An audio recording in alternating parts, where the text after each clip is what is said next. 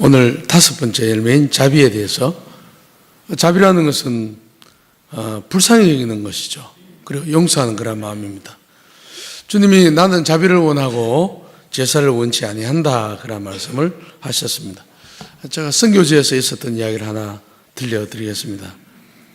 저희 부부가 태국 북부에 있는 치앙마이, 치앙라이 사이에 있는 파야오도에 위치한 파야오 신학교에서 교수 사역을 할 때 이제 어느 정도 마치고 난 뒤에 제자들이 있는 라후 부족 마을로 저희들이 들어가게 되었습니다. 미얀마 국경 가까운 그러한 곳입니다.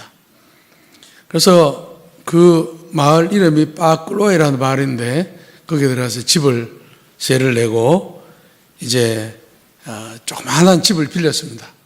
큰 집이 없었기 때문에. 그래서 집이 대나무로 이렇게 울타리가 되어 있고 또 마당은 울퉁불퉁해서 좀 이렇게 하고 그야말로 부족해 있는 그런 집이었는데 그 말이 일을 아주 잘하는 조그마한 청년이 한 명 있었습니다. 일을 정말 잘했습니다. 그래서 그 청년을 데리고 와서 이제 짐차에 산에 가서 대나무를 잘라서 이렇게 끼워서 그걸 가지고 담을 치고 그렇게 했습니다. 이름이 짜가라는 사람인데 사진 한번 보여주시면 좋겠습니다. 저도 키가 작지만 저보다 훨씬 작은 그러한 사람이었습니다. 저기 보면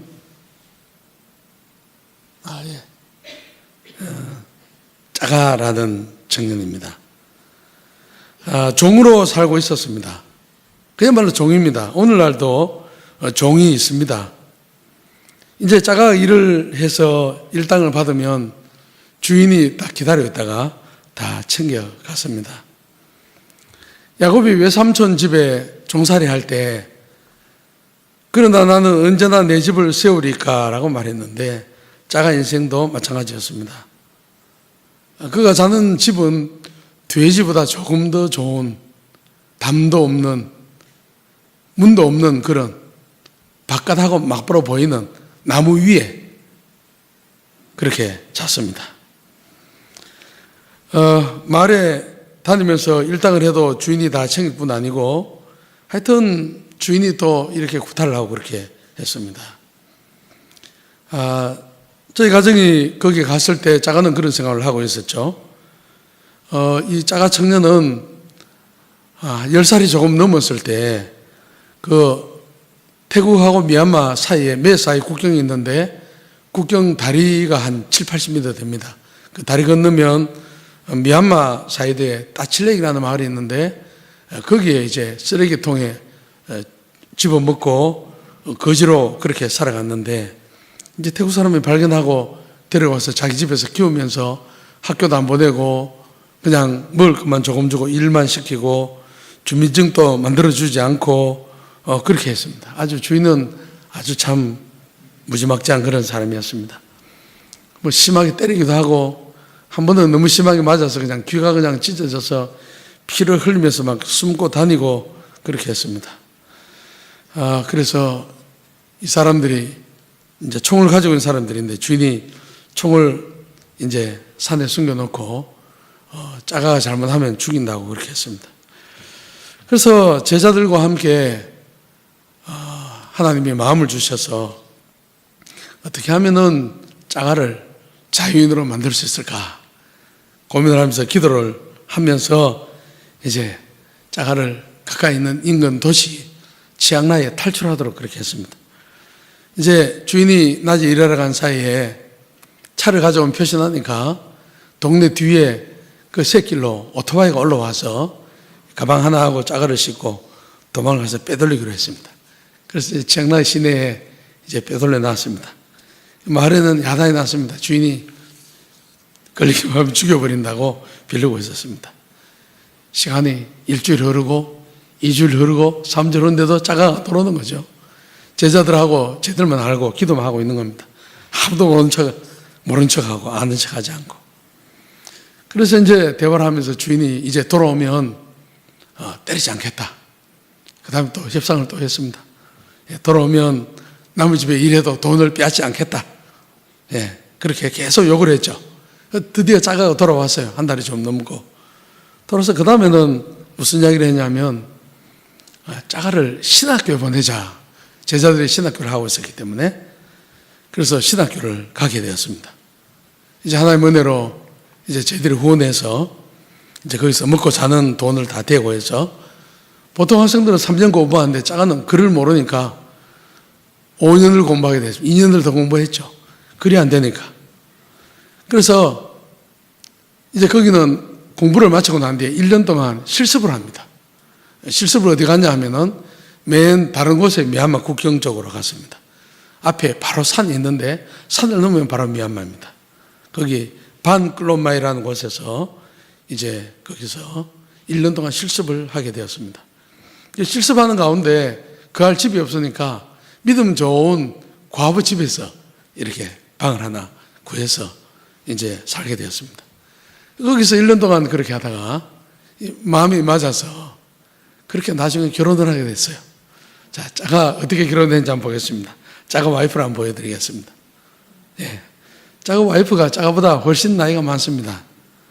예. 자가는 지금 나이 본인도 모르고 우리도 모르는데 아마 30대 한 중후반이 되지 않나 싶습니다. 부인은 한 50이 된 것 같아요. 그래서 자가 결혼할 때만 해도 부인을 속였는지 어떻게 했는지 아이를 낳을 수 있다고 했어요. 근데 자가 결혼하고 1년, 2년 지나도 부인이 보니까 아이를 못 낳으니까 한 번은 방콕으로 도망을 갔습니다. 못 살겠다고. 소망이 없다고. 근데 한 번은 이제 자가 공부를 할 때 이제 학교에 돌아가면서 학생들이 기도회를 하는데 본인들이 기도 제목을 내라고 했습니다. 그때 자가 어떤 기도 제목을 냈냐 하면은 두 가지를 내놨는데 하나는 자기가 좋은 차를 몰고 다니고 싶다고 기도 제목을 냈습니다. 태국 말을 모릅니다. 말도 잘 못하고 글도 모르죠. 여러분들 차가 있어도 자가는 차를 운전할 수 없어요. 면허증 따는 길이 없기 때문에 사람들이 모두 다 웃었습니다. 말도 안 되는 소리 한다고. 그다음 두 번째 기도 제목이 뭐냐 하면 신학교가 정말 흐름한 집이었습니다. 뭐 바닥도 흙으로 돼 있고 그런데 자가 뭐라고 기도 제목 냈냐면은 하나님 앞에 여기에 다 허물고 3층 새로운 시멘트 좋은 건물 세우게달라고 기도하자는 거예요. 모두 다 웃었습니다. 예, 말도 안 되는 소리 한다고. 그런데 놀라운 것은 그 두 가지 기도 제목이 다 이루어졌습니다. 자가는 결혼해서 부인이 가지고 있는 농장 차밭을 관리하면서 돼지도 치고 해서 좋은 차를 탔습니다. 좋은 차를 타가지고 제법 잘 살고 있습니다.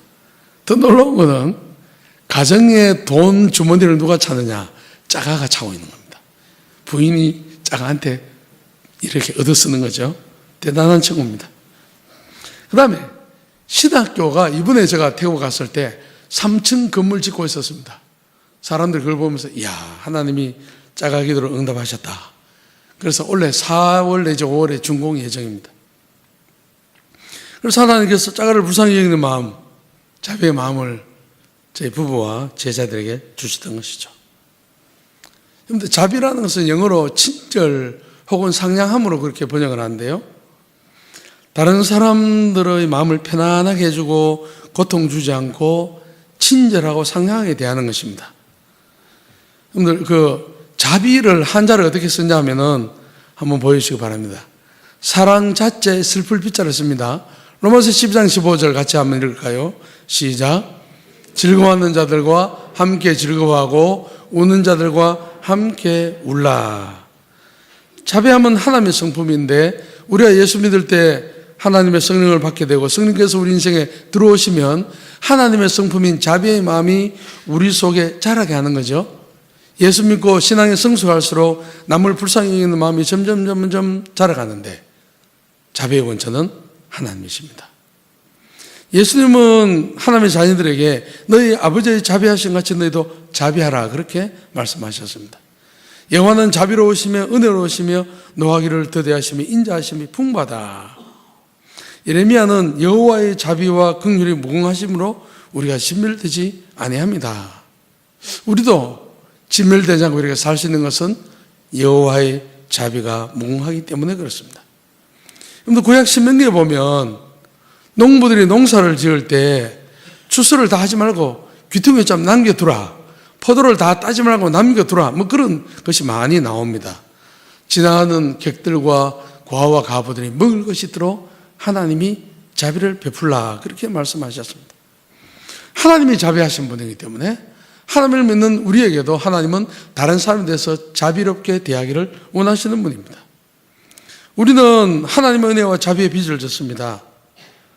우리가 다른 사람들에게 왜 자비롭게 해야 될까요? 우리가 많은 빚을 지고 있기 때문입니다.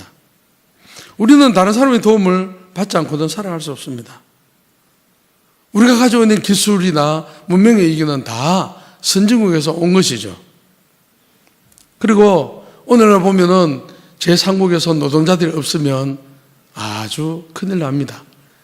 우리 일반 사람 모르지만 조그마한 회사나 기업을 하는 분들, 외국 노동자들을 고용한 사람들, 그 노동자들 없으면 공장이 스톱입니다. 아무도 못합니다.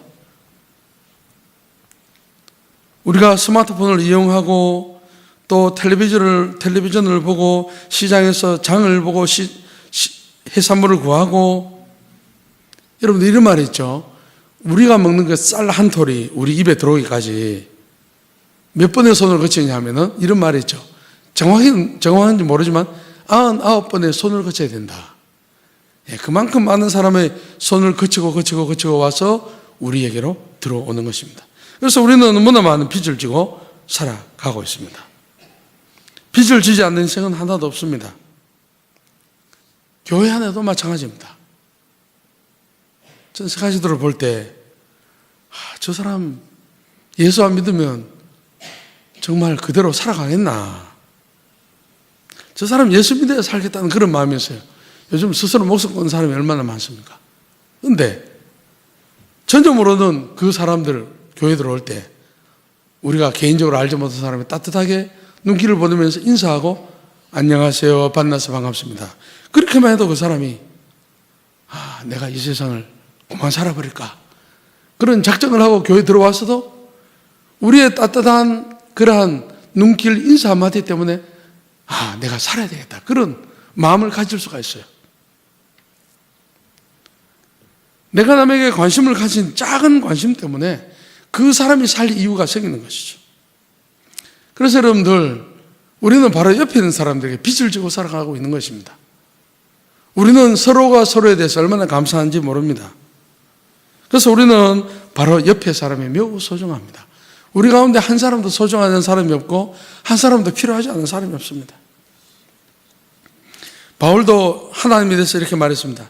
그는 우리 주 예수 그리스도의 하나님이시여 자비의 아버지시여 모든 위로의 하나님이시라. 우리의 행위대로면 우리는 마땅히 벌을 받아야 하지만 하나님은 무조건적으로 무차별적으로 베푸시고 은혜를 주시는 분입니다. 하나님이 그 해를 악인과 선에게 비추게 하신다. 비를 의로운 자와 불의한 자에게도 내리신다라고 성경은 말하고 있습니다. 그래서 우리는 하나님의 자비와 친절함을 경험하지 않는 사람이 있을까요? 우리는 하나님의 자비와 친절을 받기에 합당한 사람입니까? 우리가 하루 종일 일주일 혹은 한 달 살아가는 모습을 보면 우리는 하나님의 자비와 친절을 받기에 불합당한 존재들입니다. 자격이 없는 사람입니다. 그런데 하나님은 무조건적으로 베풀어 주셨기 때문에 지금 우리가 살고 먹고 숨쉬고 살아가고 있는 것입니다. 하나님의 자비는 예수 그리스도를 통해서 결정적으로 나타났습니다. 우리 죄를 해결하시기 위해서 예수님을 이 땅에 보내주셨습니다. 그래서 우리가 죄 용서함을 받을 수 있는 것은 하나님의 자비에 근거합니다. 예수 그리스도 그분도 자비하신 분입니다. 그러므로 그가 범사의 형제들과 같이 되심이 마땅하도다. 이는 하나님의 일에 자비하고 신실한 대제사장이 되어 백성의 죄를 속하려 하심이라. 히브리서에 나오는 말씀입니다. 그래서 이러한 하나님의 친절하심 속에 우리를 구원하는 능력이 있습니다.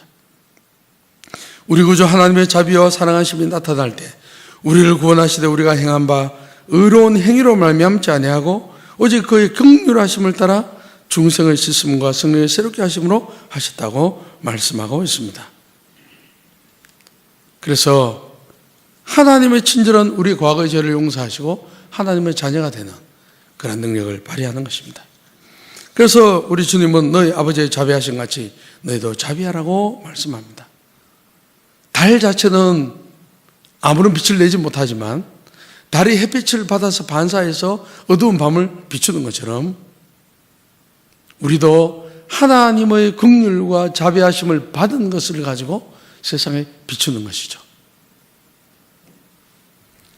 또한 그리스도는 하나님께서 그리스도 안에서 우리를 용서하신 같이 다른 사람을 용서해야 할 책임이 있습니다. 서로 친절하게 하며 불쌍히 여기며 서로 용서하기를 하나님이 그리스도 안에서 너희를 용서하신 것 같이 하라라고 말씀하고 있습니다. 하나님께서 우리를 지극히 친절하게 대하시기 때문에 우리도 다른 사람을 친절하게 대하는 것이 마땅합니다. 저는 한 살 한 살 더 먹을수록 다른 어떤 것보다도 사람을 귀하게 생각하는 그런 마음을 하나님 주신 것 같아요. 그래서 길을 가고 할 때도 사람 얼굴을 보고 짧은 대화를 할 때도 사람 얼굴을 보면서 대화를 합니다.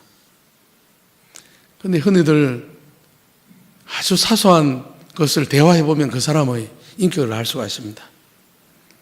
사소한 도움이 필요할 때, 길을 물을 때, 물건을 살 때, 음식을 먹을 때, 일어서고 할 때 한마디 한마디 하면서 우리가 그 사람을 알 수가 있죠.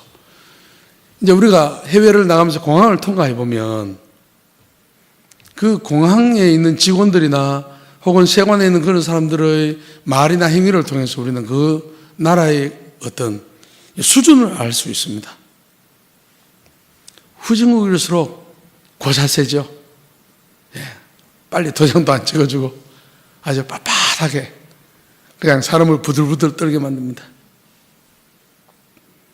여러분들, 새로운 가족들이 들어올 때 우리는 그 사람 얼굴도 모르고 처음 만났지만 여러분들, 우리 교회만큼 새로운 얼굴 처음 만나는 그런 교회가 별로 없을 거예요.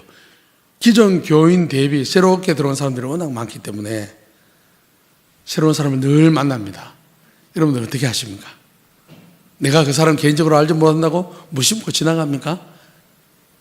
이번 주일부터 주일날 새로운 가족 만나면 무조건 웃고 만나서 반갑습니다, 잘 오셨습니다 한마디라도 하면, 여러분들 교인들이 다 그래 하면 그 사람이 내가 저 교회 또 가볼까, 또 다른 교회 가볼까 하고 지금 투어한 사람이 많아요. 보통 5, 6교회 다니고 혹은 어떤 사람은 6개월, 1년 다니고 등록하거든요. 그런데 우리가 더 친절하면 그 사람들 한 번 딱 왔을 때 그날 등록증 딱 내고 등록할 겁니다. 그런데 하나님이 우리에게 사람을 보내주셔도 그 잡는 건 우리가 해야 되는 거예요. 물론 성령께서 감동하시지만. 여러분들, 기존 성도들이 따뜻할 때 그 사람들에게 친절을 베풀 때 그들은 정착할 수가 있는 겁니다. 마더 테레사가 이런 이야기 했습니다. 당신을 거쳐가는 사람은 누구든지 더욱 좋아지고 행복하게 해서 떠나게 하라. 하나님의 사랑이 생동함 있게 표현되도록 하라. 당신의 얼굴이 친절히 흐르게 하고 당신의 눈에도 친절히 흐르게 하고 당신의 미소 속에 친절히, 당신의 따뜻한 인사 속에 친절히 서려있게 하라. 인간을 하나님답게 만드는 것, 인간으로 하여금 하나님을 닮게 만드는 것이 바로 자비고 친절이라고 누군가가 말했습니다.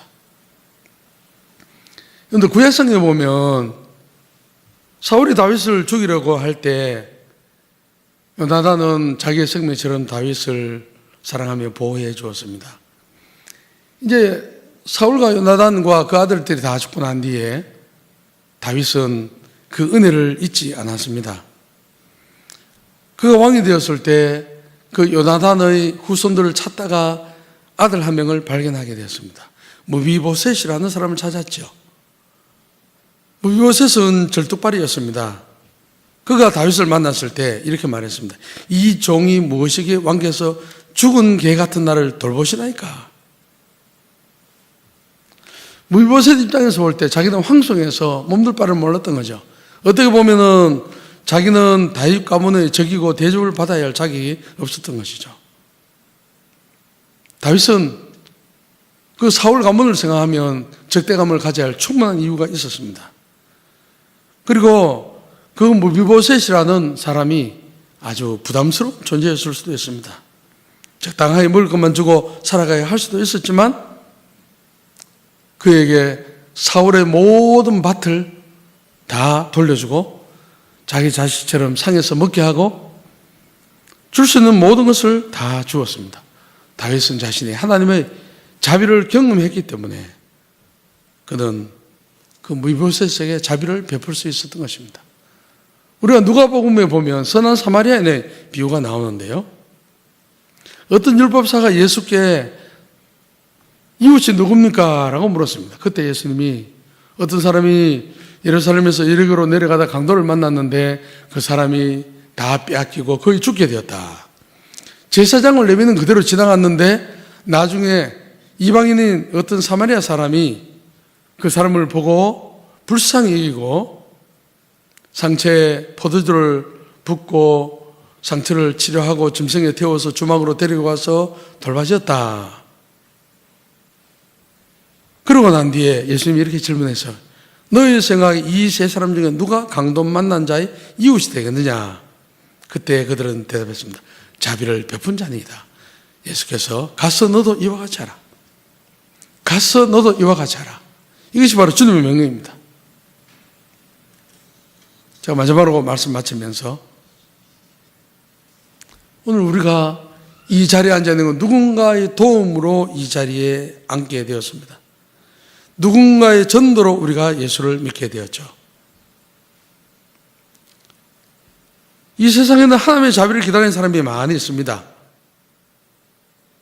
영적으로 강도 만난 자들, 영원한 죽음을 향해서 달려가고 있는 사람들, 그들은 우리의 자비의 손길을 기다리고 있습니다. 인간이 인간에게 베풀 수 있는 최상의 자비는 바로 복음을 전하는 것입니다. 가난한 사람을 물질로 돕고 어려운 이웃을 돕는 것도 매우 중요합니다. 그러나 사람이 예수 믿지 않고 죽으면 영원한 지옥불로 들어가기 때문에 그 지옥불로 들어가지 않도록 천국 복음을 전하는 것이 가장 큰 자비를 베푼 것이 될 것입니다. 우리는 나그네로 살아가고 있죠. 그래서 우리는 믿지 않는 영혼들에 대해서 늘 부담감을 느끼는 것이 정상이고 그들을 위해서 기도하는 것이 정상입니다.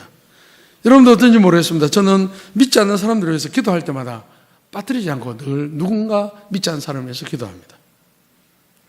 여러분들 어버이날이 되어서 부모님에게 좋은 선물 주는 것도 매우 중요합니다. 그러나 더 중요한 것은 우리를 낳아주신 그분에게 생명의 복음을 전하는 것, 그분들의 영혼이 천국 갈 수 있도록 도와주는 것이 최상의 효도하는 것이고 최상의 자비를 베푸는 것입니다. 우리가 설 명절을 지났지만 명절 때마다 집안 대소사에 친지들이 모일 때마다 우리는 할 수만 있으면 복음을 전해야 하는 것이죠. 우리가 하나님과 가까이 동화될수록 가까이 갈수록 하나님의 성품인 이 자비의 열매를 맺을 수가 있습니다. 그리고 우리는 그 하나님의 능력을 나타낼 수가 있습니다. 다윗처럼 우리가 성령의 열매인 자비의 열매를 풍성히 많이 맺을 수 있는 우리 모두 다가 되기를